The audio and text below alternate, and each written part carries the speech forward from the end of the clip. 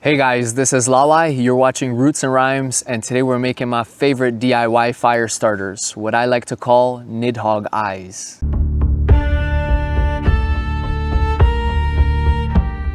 Here's the thing, most store-bought fire starters, they stop working the second they get wet. But why would you spend money when you can do it yourself? Better, cheaper, and waterproof. Let me show you how it's done. The materials are simple.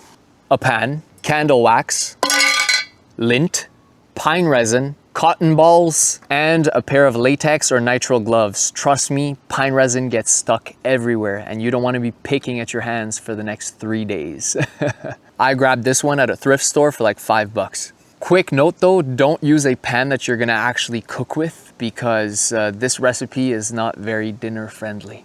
The wax, leftovers from candles I've burned down at home. There's always some left at the bottom and I collect these for recipes like what we're about to do. Same goes with the lint. I've got jars full of this stuff saved up. The cotton balls are from Dollarama, and the pine resin I got here, I just picked it up on a walk in the woods. Now, let's cook it up. So me personally, I rather do this kind of stuff outdoors. I use my Bushbox XL for this. It's the perfect solution.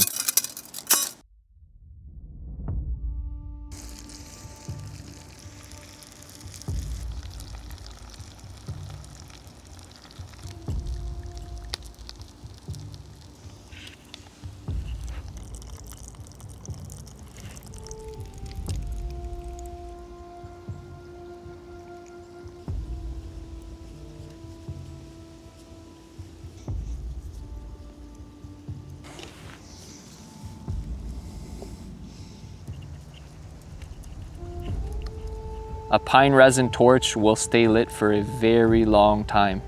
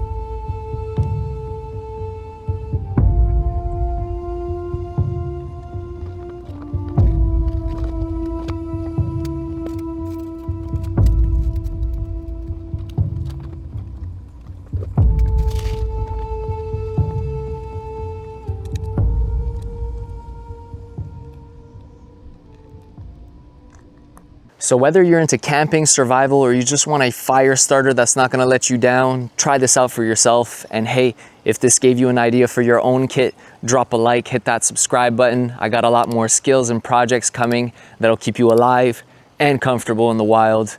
And last but not least, I'll see you in the woods.